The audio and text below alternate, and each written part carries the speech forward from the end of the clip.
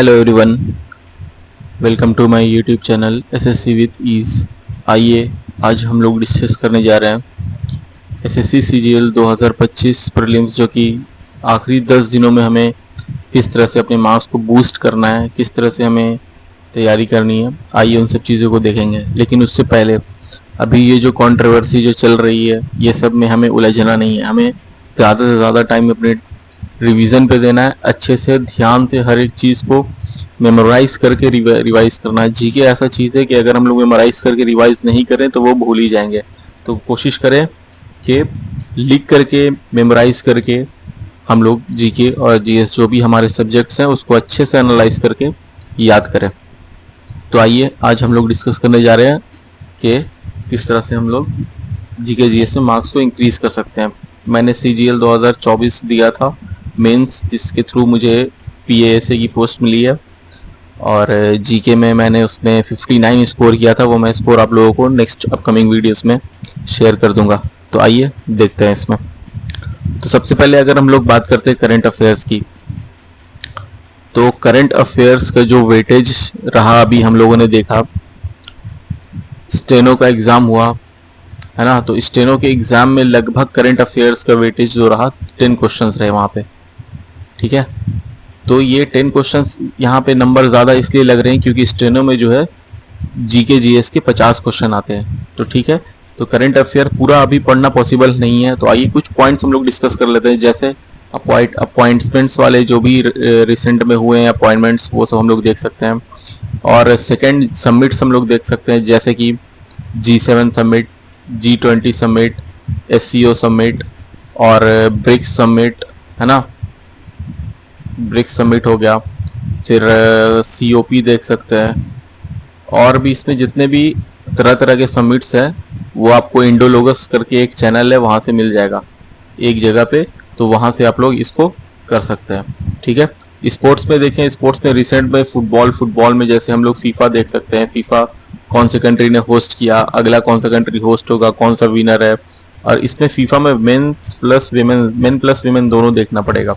और क्रिकेट में जैसे कि अलग अलग ट्रॉफीज हैं, अलग अलग मैचेस हैं, जिस तरह से जैसे कि रणजी हो गया, फिर आपका हो गया ईरानी ट्रॉफी हो गया, फिर आईसीसी वर्ल्ड कप हो गया, आईसीसी वर्ल्ड कप, फिर T20 वर्ल्ड कप, इसी तरह से आईपीएल।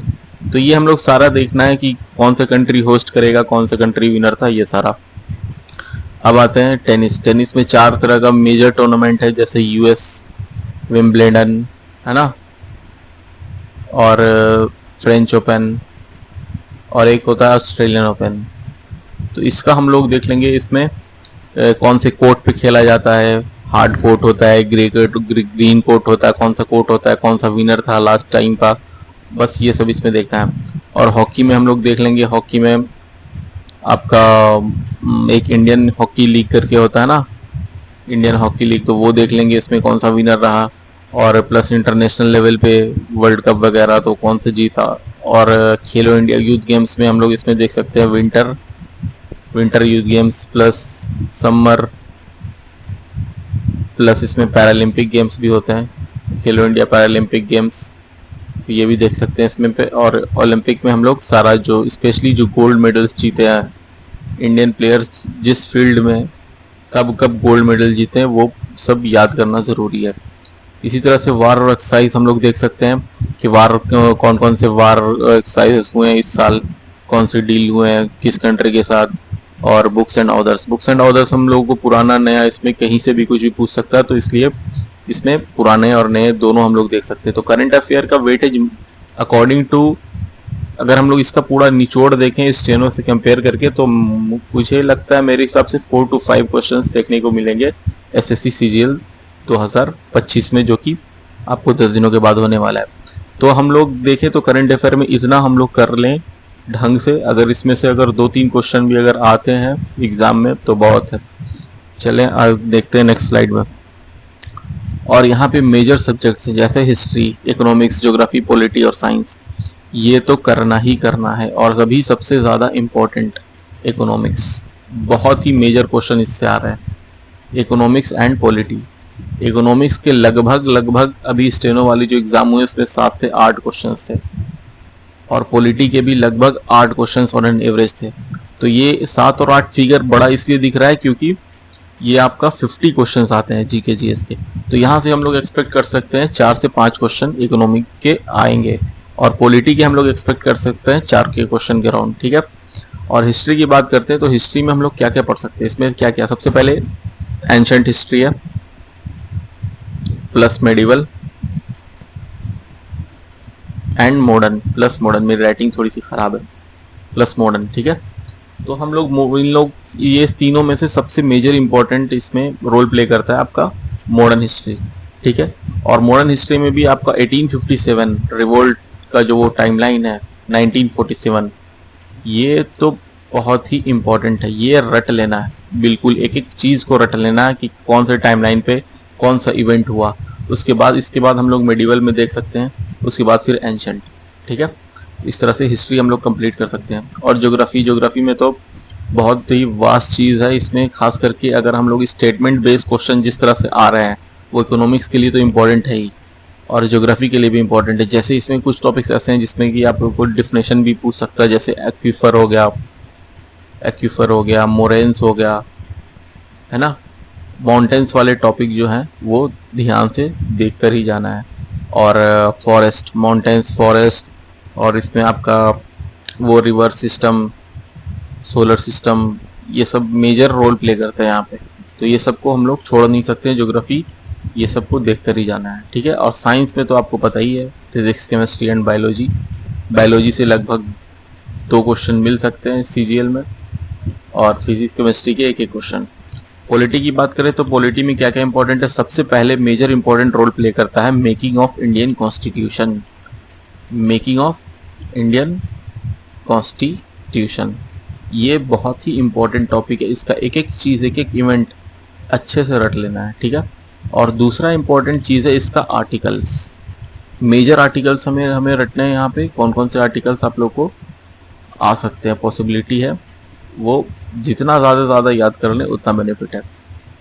और एक और बोरोड मतलब कौन सी चीज़ कहाँ से ली गई है, जैसे डीपीएसपी हो गया, फंडामेंटल राइट्स हो गया, फंडामेंटल ड्यूटीज़ हो गया, ये सब कहाँ से ली गई है। और एक और पॉइंट सबसे इम्पोर्टेंट है अमेंडमेंट्स।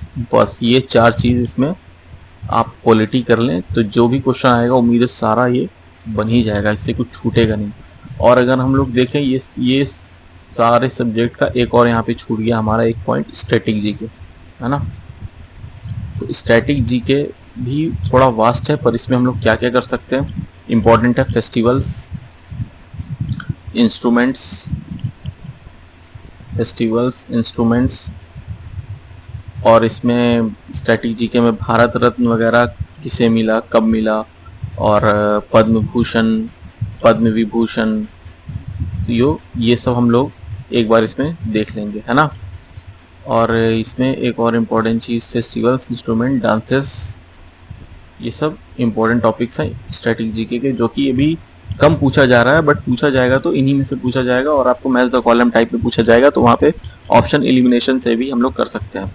तो जीके का निचोड़ अगर हम लोग देखें कहाँ से अभी जल्दी रिवाइज कर सकते हैं, तो हम लोग बेस्ट सोर्स मेरे अकॉर्डिंग अभी करने के लिए परमार एसएससी का जो बॉम्ब शॉट लेक्चर्स सर ने डाल रखे हैं वो हम लोग एक एक करके निपटा सकते हैं हर एक सब्जेक्ट के लिए बॉम्ब शॉट से ही। इससे क्या होगा, जल्दी रिवाइज होगा। और हमें रिवाइज ऐसा नहीं कि बस हमें कंप्लीट करना है लेक्चर्स, हमें याद रखना है, क्योंकि एग्ज़ाम में सिर्फ 10 दिन है। तो बस हमें इस तरह से करना है कि हमें सारी चीज़ें एग्ज़ाम तक याद रहे, ठीक है। और इसका पूरा निचोड़ अगर हम लोग देखें तो ओवरऑल अभी कुछ नहीं बोला जा सकता है कि पेपर कैसा आएगा, स्टेटमेंट बेस आएगा या फिर आपका जो नॉर्मल 1 लाइनर आता है वो आएगा। क्योंकि अभी हम लोगों ने देखा, अभी जो रीशेड्यूल हुआ था एग्ज़ाम, तो उसमें पुराने पैटर्न पे ही क्वेश्चंस पूछे जा रहे थे। तो हम लोग अभी कुछ बोल नहीं सकते, हमें अपना बेस्ट यहाँ से तैयारी करके जाना और वहाँ पे अपना बेस्ट परफॉर्म करना है। बस इतना ही दिमाग में रखना है कि कुछ नहीं, बस इतना जितना हम लोगों ने पढ़ा है, जितना मेहनत किया, अगर हमारा नहीं होगा तो किसका होगा। सेल्फ कॉन्फिडेंस अभी सबसे ज़्यादा इम्पोर्टेंट चीज़ है, क्योंकि बहुत लोगों ने कॉन्फिडेंस ही खो दिया जब से ये एडीक्यूटी पैटर्न बेस्ड मॉक देने लगे लोग। इनके मार्क्स जिनके 150 और 160 आ रहे थे, उनके मार्क्स सीधा 120 और 130 पे जाके ये लोग पहुंच गए। तो ऐसा नहीं है कि आपका ही मार्क्स डिक्रीज हुआ, सारे लोगों का मार्क्स डिक्रीज हुआ है। ठीक है, तो आप लोग जो फ्रेशर हैं उनको पैनिक नहीं होना, और जो तैयारी कर रहे हैं उन्हें तो थोड़ा एक्सपीरियंस है ही, तो मार्क्स सबके डाउन हुए हैं। बस सबसे बड़ी चीज़ है सेल्फ कॉन्फिडेंस, कि मेरा प्री तो हर हाल में होगा ही होगा, बस ये सोच करके जाना है।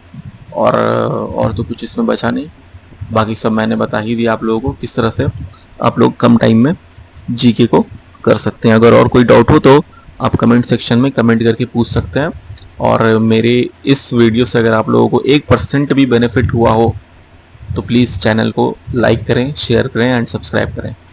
और आगे की वीडियोस में मैं अपने मार्क्स आप लोगों को दिखा दूंगा CGL 24 वाले मेंस के, जो कि मेरे राउंड याद नहीं है मुझे, ये शायद 331 मार्क्स 336 मार्क्स बने थे मेरे ओवरऑल नॉर्मलाइज्ड, तो मुझे मिला था PASA की पोस्ट।